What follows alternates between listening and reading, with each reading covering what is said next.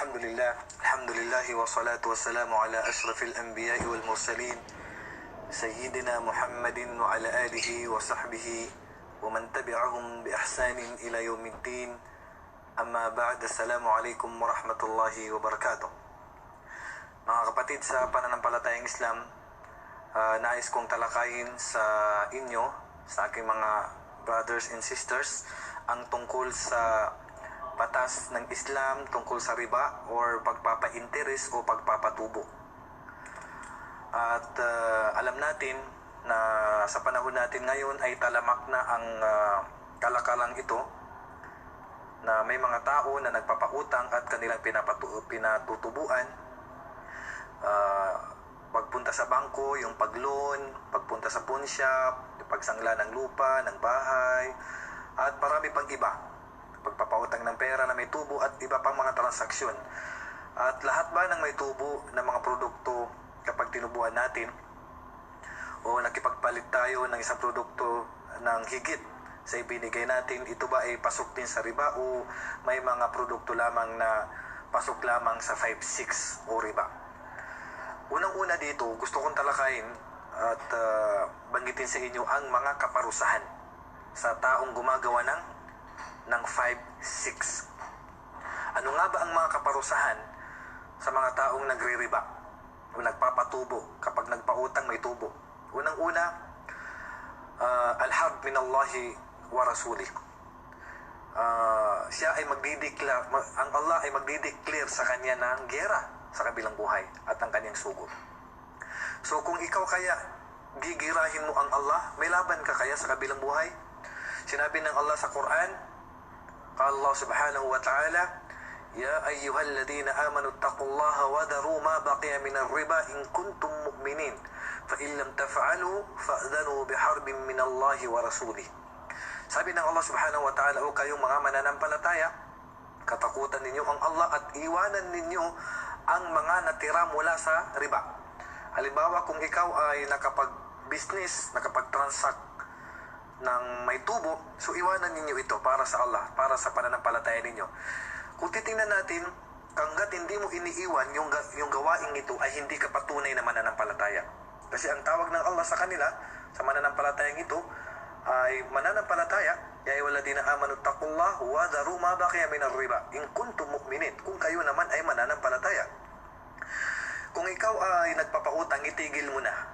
Kung ikaw naman ay may utang at tuloy-tuloy mo pa itong binabayaran, huwag mo nang ulitin. Tapusin mo na lang at huwag mo na itong ulitin. Fa in lam taf'alu, at kapag sabi ng Allah at hindi nyo ito ginawa, hindi nyo iniwan, tinuloy-tuloy pa rin ninyo ang kalakaran ito dahil nga malaki ang inyong kita, malaki ang inyong tubo, fa'adhanu biharbin min Allah wa rasulih, ay humanda na kayo sa pagdideklara ng giyera mula sa Allah at sa kanyang sugo. Sabi sa tafsir, bibigyan ng tao na nagfa-5-6 ng sandata niya sa kabilang buhay. Anong laban mo sa kabilang buhay sa Allah subhanahu wa ta'ala? So, ibig sabihin, makikipag-gira ka laban sa Allah. Sino ka para girahin ang Allah at ang kanyang sugo sa kabilang buhay? So, napakalaking kasalanan ang pagpasok sa bagay na ito. Yan ang una, pagdeklara mo ng gira laban sa Allah. Pangalawa, ar-riba huwa min kaba'iril ithm o kaba'iril dhunub. Ang pagpapa-interest, ang pagpapatubo ay kabilang ito sa malalaking kasalanan. Anong sabi ng propeta sallallahu alaihi wasallam sa hadis ni Abi Hurairah radhiyallahu anhu, anna Nabi sallallahu alaihi wasallam qala, hadis na isalaysay ni Abu Hurairah, kanalugdan nawa siya ng Allah, na katotohanan na sinabi ng propeta Muhammad sallallahu alaihi wasallam, ijtanibu as-sab' al-mubiqat, layuan ninyo, iwasan ninyo ang 7 malalaking kasalanan. Iwasan ninyo o layuan ninyo ang 7 malalaking kasalanan. Qalu, wa ma hunna ya Rasulullah? Sabi ng mga sahaba, ano ba ang 7 ito ya Rasulullah na sobrang laki, malalaking kasalanan?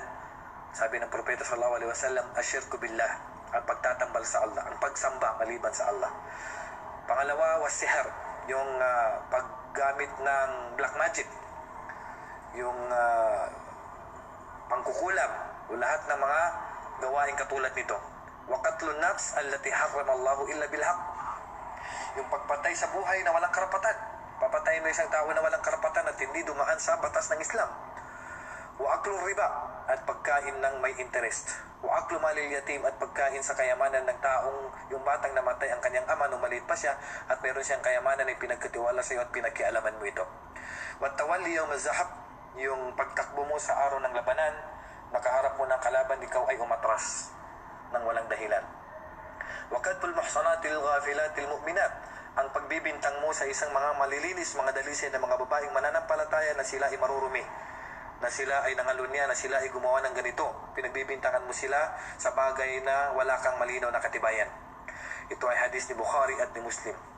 Pangatlo, hindi magkakaroon ng blessing ang iyong kayamanan sa pagpasok sa bagay na ito. Walang blessing. Kumbaga, akala mo yayaman ka pero hindi naman dadami ang iyong kayamanan. Kaya nga sabi ng Allah subhanahu wa ta'ala, yamhaqullahu riba wa yurbis sadaqat. Buburahin ng Allah ang blessing, ang baraka ng paggawa mo, pagpasok mo sa pagpapa-interest. Wa yurbis sadaqat. At yun ang patutubuin ng Allah, bibigyan niya ng blessing yung taong nagbibigay ng kawang gawa. Sabi sa hadis ng Propeta sallallahu alaihi wasallam, rawahu Ibn Mas'ud, qala inna riba wa in kathura illa aqabathu tasiru ila qal. So, katotohanan na ang riba, kahit na ito pa ay dumami ang iyong kinita, kahit dumami pa ang iyong kinita, ay parurusahan ka pa rin ng Allah na ang kita mong ito ay babagsak pa rin. Kahit maganda pang business mo, babagsak at babagsak ito. Rawahu Ahmad fi musnadihi. Ito ay hadis na naipon ni Ahmad sa kanyang musnad. Pang-apat, al-adab al-alim, ang matinding kaparusahan sa kabilang buhay. Ang taong papumasok dito ay mararating niya, makakamit niya ang napakatinding parusa sa kabilang buhay. Sabi ng Allah subhanahu wa ta'ala, wa akhdihimur riba wa qad nuhu anhu wa aklihim amwalan nas bil batili wa a'tadna lil kafirin minhum adaban alima. Yung pagkuha nila, paghahanap buhay nila sa riba or pagpapa-interest, wa qad nuhu anhu, samantalang tunay na sila ay pinagbawalan ng Allah dito. At kinakain nila ang kayamanan ng mga tao na walang karapatan. At hinanda namin sa silang mga hindi mananampalataya, sa kanilang mga kafir, mula sa kanila ang matinding parusa. Panglima, la'natullahi alayh, mapapasa kanila ang sumpa ng Allah. Pag napasa tao ang sumpa ng Allah, ilalayo kanya sa kanyang rahma. At tardu anir rahma, ilalayo ka ng Allah sa kanyang habag. So, sinabi ng Propeta sallallahu alaihi wasallam sa hadis ni Jabir bin Abdullah radhiyallahu anhuma, sa hadis ni Jabir na anak ni Abdullah, kalugdan na wasila ng Allah, tunay na sinabi ng Propeta sallallahu alaihi wasallam, la'anallahu akilar riba wa mukilahu wa shahidayhi wa katibahu. Isinusumpa ng Allah ang taong ang kanyang hanap buhay ay 5-6, at yung taong nagpapautang at yung nangungutang at yung nagsaksi sa kanilang pag-utangan at yung nagsulat sa kanilang utangan. Yung ginawa nilang transaksyon, may nagsaksi at may nagsulat, pareho silang isinusumpa lahat ng Allah. So mawawala sa kanila ang blessing mula dito sa mundo hanggang sa kabilang buhay dahil isusumpa sila ng Allah. Pag ikaw ay sinumpa ng Allah, sigurado na sa iyo ang impyerno. Ito ay hadis na rawahul Bukhari wa Muslim wa Ahmad wa Abu Dawud wa Tirmidhi wa sahahahu. Pang-anim, lalangoy yasbahu fi nahrin min ad-dam kullama arada al-khuruj minhu qudifa bil hijarati fi hatta ya'ud fi. At sa araw ng paghukom ay lalangoy siya sa isang lawa, isang sapa na mula sa tubig. At kung siya ay lalabas mula sa tubig na ito, sa lawa na ito, ay susubuan siya ng bato. Tuwing lalabas siya doon, hindi siya makakalabas dahil sinusubuan siya ng bato. May isang lalaki na kaabang sa kanya. Ito ay hadis na marawahul Bukhari. Sa tuwing lalabas siya sa lawang ito, ay may nakaabang sa kanya na nakabantay at sinusubuan siya para hindi siya makalabas mula sa lawa na dugo. Hindi siya makakalabas. Nung nanaginip ang Propeta sallallahu alaihi wasallam, ito ay mahabang hadith, sabi nung anghel, sabi niya, intalik fantalaqna hatta atayna ala nahrin min dam fihi rajulun qadimun ala shati'in nahr wa rajulun bayna yadayhi hijara فأقبل الرجل الذي في النهر فأراد أن يخرج فرمى الرجل بحجر في فيه فرده حيث كان. May isang lalaki sa lawa na yun na mula sa dugo at napapalibutan siya ng bato. At doon sa may bato, may isang lalaki nakatayo doon at nagbabantay. Sa tuwing lalabas yung lalaki na yun mula sa dugo, lawa na kulay dugo, ay isinusubo sa kanya nung lalaki nakabantay yung bato sa kanyang bunganga at makakabalik ulit yung lalaki doon sa lawang dugo. So hindi siya makakaalis doon. At yun ang sinabi ng dalawang anghel, ang gawain ng taong yun ay kumakain siya ng 5-6 o siya ay nagpapatubo. Pangpito, akilur riba min ashabin nar. Ang taong kumakain ng nagpapatubo, yung nangungutang at nagpapautang, lahat sila ay parehong tao ng impyerno. Lahat sila ay tao ng impyerno. Sinabi ng Allah subhanahu wa ta'ala, فَمَنْ جَاءَهُ مَوْعِظَةٌ مِنْ رَبِّهِ فَانْتَهَى فَلَهُ مَا سَلَفَ وَأَمْرُهُ إِلَى اللَّهِ وَمَنْ عَادَ فَأُولَئِكَ أَصْحَابُ النَّارِ هُمْ فِيهَا خَالِدُونَ. Ang sino mang pinakinggan niya, siya ay natuto ng leksyon mula sa kanyang mula sa sinabi ng Allah sa kanya, at iniwanan na niya ang pagpapatubo, pagpapa-interest, falahu ma salaf. Sa kanya na pinapatawad na siya doon sa kasalanang nagawa niya dahil siya nagbalik loob. At tungkol naman sa kung ano ang kanyang kahihinatnan sa kabilang buhay ay nasa Allah na yun. Wa man aada, at ang sino mang binalikan niya yung gawain yun, hindi pa rin nagbago, bumalik pa rin sa 5-6 kasi maraming ganito, magbabago, tapos biglang babalik na naman, magpa 5-6 na naman, magpapatubo na naman, at tatalakayin natin na isala, ano ba itong mga gawain ito na pagpapatubo? فَمَنْ عَادَ فَأُولَٰئِكَ أَصْحَابُ النَّارِ هُمْ فِيهَا خَالِدُونَ. At sila yung mga tao ng impyerno at mananatili sila dito ng matagalan. Mananatili sila dito ng matagalan. Pangwalo, لا يقومون من قبورهم يوم القيامة إلا كما يقوم المصروع حال صرعه وتخبط الشيطان له. Hindi siya makakatayo sa kabilang buhay, sa kanilang libingan, kasi sa araw ng paghuhukom tayo ay pababangunin ng Allah mula sa ating libingan, ay hindi sila makakatayo maliban sila ay parang nire-wrestling ng syaitan, ng demonyo, na para silang baliw. Natutumba sila. Hindi sila nakakatayo.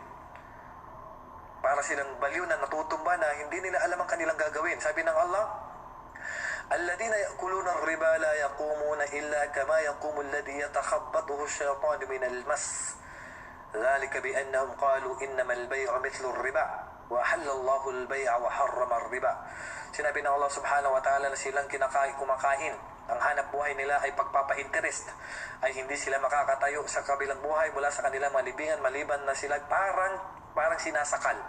Parang nire-wrestling ng demonyo mula sa pagiging baliw.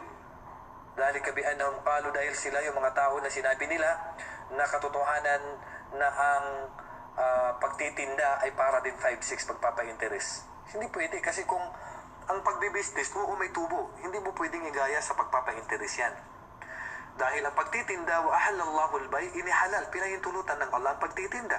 Wa harrama riba, pero ipinagbawal ng Allah ang pagpapa-interest, yung pagpapatubo sa mga pautang. Sinabi pa ni Ibn Abbas radiyallahu anhuma, akilur riba yub'athu yawmal qiyamati majnunan yukhtanaq. Ang taong kumakain ng kanyang hanap buhay ay 5-6 ay pababangunin siya ng Allah sa kabilang buhay na parang balyo na sinasakal. At pangsyam dito ay nakita ng propeta Muhammad sallallahu alaihi wasallam nung siya ay umakyat sa langit. Ang tao na nagpa 5-6 o nagpapa-interest, sabi niya, ataytu laylatan usri bi ala qaumin butunuhum kalbuyut fiha alhayat tajri min kharij butunihim faqultu man haula ya Jibril qala haula akalatur riba. Rawahu Ahmad dan Hasan wa Affan kilahuma an Hamad bin Salamah bihi. Hadis ni Abi Hurairah radhiyallahu anhu, nakita ng propeta sallallahu alaihi wasallam may mga tao siyang nakita na ang tiyan nila ay parang mga bahay. Ang tiyan nila ay kasing laki ng mga bahay na nakikita sa loob ng kanilang tiyan ang mga ahas at lumalabas ang ahas mula sa kanilang tiyan. Subhanallah. Lumalabas ang ahas mula sa kanilang tiyan, sa kanilang mga tiyan na kasing laki ng bahay. At nagtanong ang propeta sallallahu alaihi wasallam kay Jibril, sino ba sila? Bakit ganyan na lang ang kanilang kaparusahan? Sabi ni Jibril alaihi salam, sila yung mga taong ang kanilang hanap buhay ay pagpapa-interes. Ang kanilang hanap buhay ay pagpapa-interes. At pang-sampu, ang kaparusahan ng taong nagpa-5-6 ay mas matindi pa sa pangangalo niya. Mas matindi pa sa pangangalo niya. At sinabi ng propeta sallallahu alaihi wasallam, lidirhamin riba ashaddu inda Allah ta'ala min 36 zinatan fil khati'a. Yung taong nagpapa-interes kahit isang dirham lang sa kanyang interes ay mas matindi pa ito sa naka 36 times siyang gumawa ng pangangalo niya. So napakatindi. At sabi pa ng propeta sa hadis ni Ibn Mas'ud, sabi niya, ar-riba 73 na baban. Ang 5-6 ay mayroong 73 na pinto na kasalanan. Mayroong pong 73 na kasalanan. Ay saruhuma anyang kiharrajul ummahu. Ang pinakamababang kasalanan dito sa 73 na ito ay ang pakasalan ng tao ang kanyang magulang. Pakasalan ng lalaki ang kanyang ina o pakasalan ng babae ang kanyang ama. Subhanallah. Napakabigat ng kasalanan ng taong gumagawa ng 5-6. At sinabi pa ng propeta at ang pang-11 na kasalanan na kukuha ng tao sa pagpapa-interes, pagpapatubo, la yadkhulul jannah, hindi siya makakapasok sa paraiso. Sabi ng propeta sallallahu alaihi wasallam, arba'un haqqa 'ala Allah an la yudkhilahumul jannah. 4 na uri ng tao ang karapatan ng Allah na hindi sila papasukin sa paraiso. Wala yudhiquhum na'imaha, at hindi ipapalasap sa kanila ang biyaya ng paraiso. Una, mudminul khamr, yung taong adik sa alak. Wa akilur riba, yung taong ang kanyang hanap buhay ay pagpapa-interes. Wa akilu malil yatim bi ghairi haqq, at yung tao na kinakain niya ang kayamanan ng ulila, yung bata na namatay ang kanyang ama, pinakialaman niya ang kayamanan ng taong ito, yung batang ito, nung bata pa. Wal aqu liwalidayhi, at yung taong nilalabanan niya, hindi niya pinakikutunguhan ng maganda ang kanyang magulang. So dito mga kapatid, nalaman natin kung gaano kabigat ang kaparusahan na naghihintay sa taong gumagawa ng 5-6. Ngayon ay talakayin natin ngayon, ano nga ba yung mga produkto na pinapasukan ng 5-6? At ano ba yung mga gawain na pinapasukan ng riba? Sinabi ng propeta sallallahu alaihi wasallam tungkol sa mga produkto, sabi niya, la tabi'u dhahab bil-dhahab, huwag kayong magbinta ng ginto sa ginto, walal waraqu bil-waraq, at silver sa silver, walal burru bil-burri, walal sha'ir bil-sha'ir. Ibig sabihin, trigo o barley, ito ay parehong ginagawang harina. Walal tamru bit-tamar, o kaya bunga ng datilis kapalit ng bunga ng datilis, walal milh bil-milh, o kaya asin kapalit ng asin, illa sawaan bisawa, maliban lang kung magkaparehas sila ng timbang. Ainan bi'ainin, at pareho sila ng uri. Iyadan biyadin, at kailangan kaliwaan. Huwag kayong maghihiwalay hanggat nagpapalitan kayo ng ginto sa ginto. Hindi kayo pwedeng maghiwalay maliban na hawakan ng bawat isa ang produktong ito. Walakin bi'u al-dhahab bil-waraqi wal-burru bil-sha'iri wat-tamru bil-milh kayfa shi'tum idha kana yadan biyadin. Ngunit pinahihintulutan sa inyo, sabi ng propeta sallallahu alaihi wasallam, ang pagtitinda ng ginto sa kapalit ng silver, o trigo kapalit ng hindi niya kauri, o tamar kapalit ng asin, o kapalit ng trigo, o trigo kapalit ng puno ng datilis. Kahit magkaiba sila ng timbang, basta magkaiba ng uri, ay pwede kayo magpalitan kahit anong gusto ninyo, kahit magkaibang timbang, sa kondisyon kailangan kaliwaan. At hindi kayo pwedeng maghiwalay na hindi nahawakan ng bawat isang produktong ito. Ngayon, una nating talakayin ngayon yung ginto at saka ng silver. Itong ginto at saka silver, bawal na bawal itong ipautang. Bawal silang ipautang. Bakit? Dahil yun ay riba. Tingnan natin, wala namang tubo. bawal na ipautang ang dalawang produktong ito na uutangin mo, tapos bayaran mo bukas o i-installment mo, dahil ang dalawang produktong ito ay kinakailangan na cash. Kinakailangan na i-cash. Pati nga yung pagbili sa pamamagitan ng cheque o pagbili through online ito ay tinatawag din na riba. So hindi pwedeng utangin ang dalawang produktong ito. At kung sakali na magpapalit kayo ng ginto na halimbawa singsing kapalit ng kwintas, walang problema basta magkaparehas sila ng timbang. Kung sakali ang bawat isa doon ay nahaluhan ng bakal, walang problema. Kung mabigat yung isa, basta sa kondisyon yung bigat ng ginto ng bawat isa ay parehas. Kung sakali magpapalit kayo ng ginto kapalit ng silver, walang problema magkaiba ng timbang. Halimbawa, 1 kilo ng ginto kapalit ng 2 kilo ng silver, walang problema sa kondisyon bitakabot. Ibig sabihin, yadan biyadin. Kailangan kaliwaan. At hindi kayo pwede magkahiwalay. Halimbawa, sasabihin mo, akin na yung 1 kilo ng ginto at kukunin ko yung silver sa bahay, 1 minuto lang maghintay ka. Kahit pa na ganun, bawal pa rin yun. Bawal pa rin yun. Dito, kung sakali na ang tanong, pwede bang isangla ang ginto at saka silver? Pwede bang isangla ang ginto at saka silver? Ito ang pagsasangla ay pinahihintulutan ng Islam. Pero ang tanong kung ang pagsasangla ay katulad ng pagpunta natin sa mga pawn shop. So ibang usapan yun. Oo, pinahintulutan ng Islam ang pagsasangla, pero ang sangla kasi parang ginagawa mo lang yan ng garantor. Ilalagay mo yung magkaiba yung uutangin ng ginto sa isasangla. Kasi pag inutang mo yung ginto, ibig sabihin, pakikinabangan mo yung ginto. Ibibinta mo, gagamitin mo pambili, tapos hindi mo na ibabalik yung katulad ng gintong hiniram mo. Samantalang yung sangla na yun, yung ginto na yan, iiwan mo yan bilang garantor at hihiram ka sa tao ng pera at kung isasangla mo ang yung ginto, halimbawa sa akin, tapos pinahiram kita ng 1,000, pagdating ng deadline, after 1 month, ibabalik mo sa akin ng 1,000, ibabalik ko sa iyo ang ginto, walang problema doon. Iyon ay pinahintulutan ng mga eskolar. Ang bawal dito sa pagsasangla, katulad sa mga pawn shop, isinangla mo yung ginto mo, tapos nag-utang ka ng 1,000, 2,000, 3,000, pag binayaran mo yung pera doon, mayroon na siyang interest. Doon siya naging haram. Doon siya naging haram. Yung pagsangla mo sa ginto mo, hindi haram yun. Pero yung pag-interest ng inutang mo pera, doon siya naging haram. So, bawal po yun, mga kapatid. Walang pawn shop sa Pilipinas na alam natin na walang interest. So, lahat ng pawn shop sa Pilipinas ay siguradong may interest. So, haram po magsangla sa Pilipinas. Kahit saan sanglaan, ay bawal po yun. So, tayo po ay umiwas para maiwasan natin yung mga kasalanan na binanggit natin kanina o mga kaparusahan ng taong nagpapa-interest. Kung sakali naman yung pera, kasi itong ginto at saka silver, nagkaroon ng iba't ibang opinion ng mga scholar, sabi nila, lahat ng tinitimbang. So, pasok din daw dito yung mga tingga, pasok din daw dito yung mga bakal, pero mahina po yung katibayan at yun po ang pananaw ni Abu Hanifa. At ang pananaw ng karamihan sa mga scholar,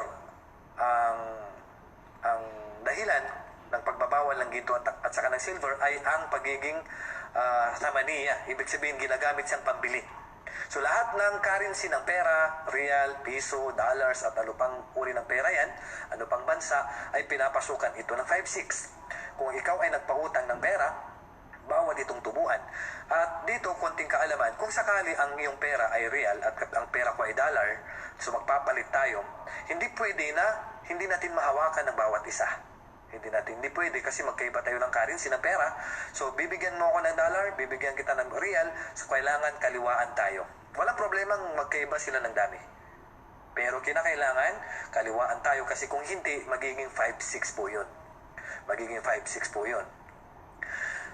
Dadako na naman tayo ngayon sa pagsasangla. Yung may tinatawag natin na mga sangla-tira, o sangla na pinakikinabangan yung lupa, marami po sa atin yung ganyan. Halimbawa, isasangla niya ang kanyang bahay, tapos kapalit ng utang na pera. Isasangla niya ang kanyang lupa, kapalit ng sangla na pera. Ang kondisyon dito, mga kapatid, hindi natin pwedeng pakinabangan yung lupa, hindi natin pwedeng tirahan yung bahay, dahil tubo po yun. Kasi bakit? Pagkatapos ng usapan, halimbawa, ang usapan natin, ririntahan mo yung lupa ko. Okay, hindi. Isasangla ko yung lupa ko. O sabihin natin, ikaw ang may-ari ng lupa. Kukunin ko yung lupa mo, sa loob ng 1 taon at binigyan kita ng 50,000. After 1 year, bumalik ka sa akin at ibinalik mo yung 50,000 at binalik ko yung lupa. Kung hindi ko pinakinabangan yung lupa mo, walang problema doon. Pero kung pinakinabangan ko yung lupa mo, kahit na pumayag pa, kahit na nagkasundo pa tayo, haram pa rin yun.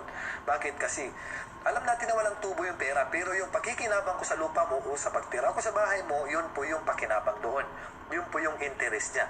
Sinabi ng Propeta sallallahu alaihi wasallam, kahit ang hadis na ito ay da'if, pero kinuha ito ng kaida ng ating mga scholar o katibayan sa pagpapa-interest. Sinabi ng Propeta sallallahu alaihi wasallam, kullu qardin jarra naf'an fahuwa riba. Lahat ng pautang na may interest na pakinabang, hindi lang pera, may interest na pakinabang, ay matatawag pa rin itong riba. Matatawag pa rin itong riba. So mga kapatid, lalong-lalo na yung paglulon, pagpasok natin sa mga SSS o sa mga GSIS, sa bangko, paglulon, lahat po yan ay bawal po, ipinagbabawal po ng Islam yan. Dahil may mga interest po mga kapatid ang pagpasok natin dyan. So iwasan po natin ito dahil malaking kasalanan po ang pagpasok sa mga bagay na ito.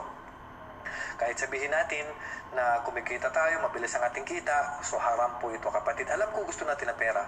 Minsan may tanong, Ustad, paano kung kailangan emergency na talaga na kailangan ng pera? Lahat ng emergency, hindi pari-parihas yan. Ang tinutukoy natin na pinahihintulutan ng emergency kung buhay ang nakataya. So doon pwede ka nang magpa-interest, pwede kang umutang ng may 5-6. Pero kung ang dahilan mo lang dahil ang anak mo ay walang pang-exam, ang anak mo ay walang pang-project, walang pang-board exam, o anumang mga dahilan na makamundo lamang at hindi buhay ang nakataya, bawal pa rin pumasok mag-utang ng may riba. Alam natin, pero wala tayong magagawa. Pipili ka lang naman. Gusto mo ba na magalit sa iyo ang Allah at parurusahan ka niya? Kapalit lamang na makamundong intensyon mo, layunin mo, o kahabagan ka ng Allah at ipagpapalit mo yung makamundo lamang? So hindi pinahihintulutan ang bagay na ito. At papasok tayo ngayon sa mga produkto, sa mga pagkain, yung trigo, yung barley, yung tamar, yung bunga ng datilis, at yung asin. At lahat ng papasok dito na mga tumatagal, na mga produkto katulad ng mga prutas na tumatagal at tinitimbang ay papasok dito. Katulad ng bigas at iba pang mga produkto na tumatagal at nai-stack at tinitimbang, papasok pa rin dito. Ibig sabihin, kung halimbawa, tamar or bigas, tapos magkaiba yung uri ng bigas natin, pwede tayo magpalitan ng bigas basta sa kondisyon, pareho ng timbang. Pero kung magkaiba tayo ng timbang, pero pareho ang price, halimbawa, ang 2 kilo ko ng NFA ay katumbas ng 1 kilo ng M1. So pag nagpalit tayo, walang lugi pagdating sa pera, pero lugi ako sa timbang. Lugi ako sa timbang. So haram po yun. Kasi hindi natin basihan dito, hindi natin tinitingnan dito yung kanyang halaga. Ang tinitingnan natin dito mga kapatid ay ang kanyang timbang. So hindi pwede na magkaiba ng timbang. Kasi haram po yun, kasi yun po yung riba. Kung sakali naman magpapalit tayo, ang sa akin ay bigas, at ang sayo ay puno bunga ng datilis o sayo ay asin. Walang problema na 2 kilo ng asin sa'yo, 1 kilo ng bigas sa akin, kasi itong mga produktong ito ay papasok sa 5-6. Bakit? Kasi tinitimbang at kinakain at tumatagal. Okay? Ang kondisyon na papasok ang riba sa pagkain ay kailangan ito ay tinitimbang, pagkain siya, at tumatagal. So lahat ng produkto na pasok dito ay papasok sa riba. Lahat ng produkto na papasok dito ay lahat ng produkto na papasok sa katangian ito ay papasok dito ang riba. Yung mangga, hindi papasok dito kasi nabubulok, mabilis mabulok. Yung santol, o iba pang mga produkto, yung mga ulam, mga isda, hindi papasok dito kasi hindi sila tumatagal. Maliban lang kung ang produkto ay tumatagal at nai-stack ng matagal at tinitimbang, so papasok po dito sa riba at hindi pwede makipagpalitan sa kauri niya kung maliban lang kung pareho sila ng timbang. Okay, kung sakali magkaiba sila ng uri, magpapalit tayo bigas kapalit ng munggo kasi tumatagal ang munggo, o kaya bigas kapalit ng bunga ng datilis. So kahit magkaiba sila ng timbang kapatid, o kaya bigas kapalit ng trigo, so ang kondisyon, bawal tayong maghiwalay na hindi natin mahawakan ng bawat isa yung produkto. Hindi mahawakan ng bawat isang produkto. Hindi pwedeng sasabihin mo, okay, Ito ang bigas, babayaran ko sa iyo mamaya ng 2 kilo ng tamar, bayaran ko, bawal po yun, bawal yun. So ibig sabihin mga kapatid, kung itong mga bagay na ito, meron tayong tatalakayin dito na marami sa atin nakakagawa. Halimbawa, yung pag-utang ng bigas, yun na nga yung pagpapalitan ng kamay sa harapan na mismo, hindi pinahintulutan ay pagpapaliban. Paano pa kaya pag inutang? Halimbawa yung bigas, o yung trigo, o yung asin. Tapos sasabihin mo, pautang ng asin na 1 kilo, pautang ng bigas na 1 kilo sa kapitbahay mo. Ito ay madalas na ginagawa sa ating mga barik, sa ating probinsya. Tapos ibabalik natin is bigas din. So bawal po yun, ipinagbawal po yun ng Islam. Kasi ang sabi ng propeta, yadan biyadin. Ibig sabihin, kailangan kamayan o kaliwaan. Pero kung ang pinahihintulutan, kung ang ibabayad natin ay hindi nila kauri katulad ng pera. Ibabayad natin ay ginto o ibabayad natin dito ay silver. O kaya yung pera, walang problema doon na utangin natin ng bigas sa kondisyon ang ibabayad natin ay pera. Pero kung ang ibabayad natin ay kauri niya, ang ibabayad natin ay bigas, ang ibabayad natin ay trigo, ang ibabayad natin ay asin, bawal po yun. Dahil papasok pa rin po doon ang riba. Marami po sa atin ang hindi nakakaalam sa bagay na ito. Kaya mga kapatid, sa pananampalatayang Islam, mayroon din nangyayari sa bansa. Katulad halimbawa sa labas ng bansa, sa mga Islamikong bansa, na yung tinatawag nilang bay'ul laina. Ito ay kaparaanan para hindi matawag na 5-6. Anong ginagawa? Pupunta siya ng bangko, gusto niyang umutang ng pera. Pero pag pinautang siya ng bangko ng pera ng direct at tutubuan yun, malinaw yun na 5-6 o riba. So anong gagawin ng bangko para mapautang siya na hindi mahalata na yun ay riba? Gagawin ng bangko, sabi niya, pumili ka ng items, anong gusto mo, sasakyan, bahay. Pero yung tao na pumunta sa bangko, wala siyang intensyon na gusto niyang bilhin yung bahay, o yung sasakyan, o yung lupa. Ang gusto talaga niya doon yung pera. Pero para hindi maging riba, sasabihin ng bangko, bilhin mo yung bahay na ito. Pero walang pera yung taong to. Wala siyang perang pambili. Sabi ng bangko, bilhin mo yung bahay na ito sa halagang 60,000 real o 600,000 pesos. Okay? Tapos, pag nabili na, hindi pa sila naghiwalay, sabi ng bangko, okay, total nabili mo na, hindi pa niya nababayaran ng 60,000 real. Sabi ng bangko, akin na yung lupa na yan, o akin na yung sasakyan na yan, akin na yung lupa na yan, bilhin ko sa iyo ng mas mababa. 50,000. Okay, bilhin ko sa iyo ng mas mababa. Binili niya na magkano? 60,000. Tapos binili sa kanya ng hindi pa siya nakakabayad doon sa bangko ng 60,000 kasi wala ka siyang pera. So sabi ng bangko, bilhin ko sa iyo ng 50,000. So ikakas sa kanya ng bangko ng 50,000 pero may utang pa siyang 10,000 doon sa sasakyan o doon sa lupa. Pero palusot lang yun kasi hindi naman talaga layunin ng lalaki o taong ito na bilhin yung sasakyan na yun o yung bahay. Para lang siya magkautang, gamit lamang yung items para hindi matawag na malinaw na riba. So haram po yun. Yan po ang madalas na nagagawa po sa sa ibang bansa, sa mga bansang Arabo, sa Middle East. Ginagamit nila ito para makalusot sila sa 5-6 at yun po yung tinatawag na bay'ul laina na ipinagbawal ng Propeta Muhammad sallallahu alaihi wasallam. So mga kapatid, lahat ng produkto na papasok dito sa ginto, sa silver, sa pera, sa mga produktong tumatagal at kinikilo ay hindi pwedeng makipagpalitan ng hindi kaliwaan. Pero kung sakali na ang produkto ay hindi pasok dito katulad ng sasakyan, cellphone, mga mangga, yung mga prutas na mabilis mabulok o ano pang mga produkto na hindi pasok dito, walang problema, may tubo. Halimbawa, isang cellphone kapalit ng 2 cellphone o sabihin natin na isang relo kapalit ng 2 relo o ano pang mga produkto na hindi pasok dito sa hindi maihahambing sa mga binanggit natin kanina, ay walang problema na magpapalit ng higit sa 2 dahil ang Propeta sallallahu alaihi wasallam ishtara abdan bi abdain, bumili siya ng binili niya yung isang alipin noon, sa kapalit ng isang alipin, kumuha siya ng 2 alipin. At sa hadis din ni isang sahaba, si Amr bin al-As, ay si Abdullah bin Amr, na nakipagpalitan siya ng isang kamilyo kapalit ng 2 kamilyo. So walang problema doon. Bakit? Kasi hindi sila pasok sa mga produkto na pinapasukan ng riba. At papasok din dito mga kapatid yung paggamit ng credit card. Yung paggamit ng credit card mga kapatid, iwasan din po natin ito dahil ito po ay may riba rin. Paano yung magiging riba? Kahit sabihin pa natin na hindi ka pa naman natubuan dahil nga sabi nga nila, ang credit card ay kapag nakabayad ka sa eksaktong panahon ay wala silang tubo na kukunin sa'yo. So sabihin natin na minsan hindi ka pa nakasubok na tinubuan ka kasi nga nakakabayad ka on time. Pero bawal pa rin yun. Bakit? Kasi pumirma ka sa kontrata na kung sakali na hindi ka makabayad sa takdang panahon na deadline ng bangko ay tutubuan nila yung pera mo na nautang mo. So bawal pa rin yun.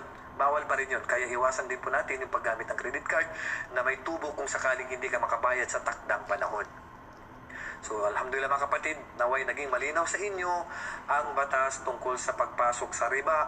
Ito ay napakalaking kasalanan dahil ito ay hindi mo tinutulungan ng kapwa mo, siya ay pinapahamak mo, instead na tulungan mo siya, pahiramin mo siya na walang tubo, na may gantimpala ka sana doon kapag pinahiram mo siya na walang tubo, pero ang ginawa mo ay hindi mo siya tinulungan kundi pinahirapan mo pa.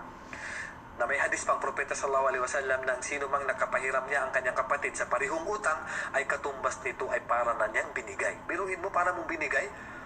Sulayan ko sumalong min sadaka. Hindi na babawasan ang pera sa pagbibigay ng kawang gawa. Yung pagpapautang mo, kawang gawa yon, pagtulong mo. Pero nung tinubuan mo, kasalanan na nakuha mo. At ang mga kasalanan at mga kaparusahan na makukuha mo ay katulad ng mga binanggit natin kanina na sobrang dami. So naway, maiwasan natin ang bagay na ito kasi kabilang ito sa malalaking kasalanan at kung titingnan natin ay mas mabigat pa ang kasalanan ito kaysa pangangalon niya. Waliyadu billah. So hanggang doon na lamang mga kapatid, naway naging malinaw sa atin ang batas ng pagpasok sa pagpapatubo na maiwasan natin ito sa abot ng ating makakaya. Huwag natin papasukin dahil marami pa ng mga kaparaanan na pwede tayong mabuhay na hindi natin magamit ang bagay na ito. At sa huli ay baka may tanong tungkol naman sa bangko yung pagpapadiposit o yung pagtago natin ng pera natin sa bangko. Noon, bawal talaga magtago ng pera sa bangko dahil kapag marami ng pera mo sa bangko ay nagkakaroon ng interes yung itinago mo na yan. Kaya nagbigay ng fatwa ang mga huling scholar natin dahil nga sa hindi na safe yung pera natin sa panahon natin ngayon dahil wala nang mapagtaguan, dahil dumami na rin ang mga magnanakaw. So dito pinahintulutan na sa atin na itago ang pera natin sa bangko, pero yung interest ay wag natin pakikialaman yun. Pwede natin kunin pero wag natin gagamitin at ibigay natin sa mga tao na makikinabang at hindi tayo, kasi bawal sa atin yun. Okay, so bawal sa atin yun. So ibig sabihin, pwede tayong magtago ng pera sa bangko sa kondisyon kung may tubo man yan, ay wag mong kakainin, ibigay mo ito sa ibang tao, pero wag kang maghangad ng gantimpala. So hanggang doon na lamang po. Sallallahu ala nabiyina Muhammad wa ala alihi wa sahbihi ajma'in. Assalamu alaikum warahmatullahi wabarakatuh.